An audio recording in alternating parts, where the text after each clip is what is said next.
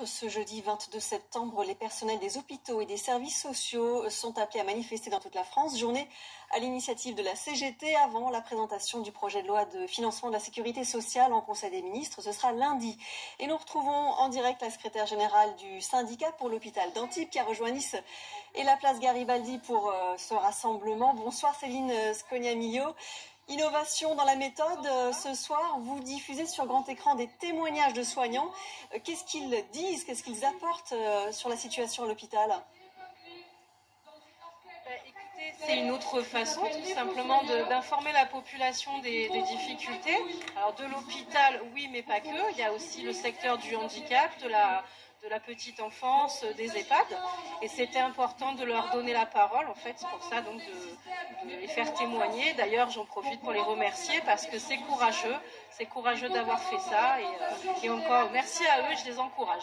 Alors, plus de moyens humains, de meilleures conditions de travail. Ce rassemblement ce soir à l'appel de la CGT, c'est une semaine avant la journée intersyndicale qui aura lieu mardi prochain. On pourrait vous taxer une nouvelle fois de partir en ordre dispersé. Alors, pourquoi ce soir ? Alors déjà, à la base, la journée d'aujourd'hui, le 22, a été posée avant celle du 29. Alors effectivement, on peut se poser la question, est-ce qu'on annule ou pas? Mais en fait non, c'est un tremplin justement pour le 29, pour ce qui va arriver ensuite. Il y a un lien effectivement entre les deux. Et voilà, c'est un peu notre pied d'appel aujourd'hui de parler de la santé, de l'action sociale également. Le projet de loi de financement de la Sécu, effectivement, ce sera lundi devant le Conseil des ministres. Le nouveau ministre de la Santé, lui, veut redonner du sens au travail à l'hôpital. C'est ce qu'il dit. Est-ce que vous avez envie de lui faire confiance ? Alors, envie, je pense que ce n'est pas une question d'envie, en fait. Nous, on regarde effectivement les faits.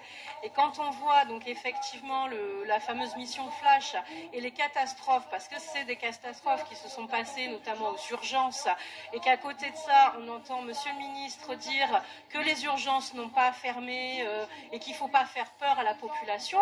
Nous, quand on voit sur le terrain que ce n'est pas du tout le cas, non, ça ne nous donne pas envie, en tout cas, de lui faire confiance. Vous participerez à la journée intersyndicale mardi prochain, oui ou non ? Tout à fait, oui. Mardi, le 29, nous serons là le 29.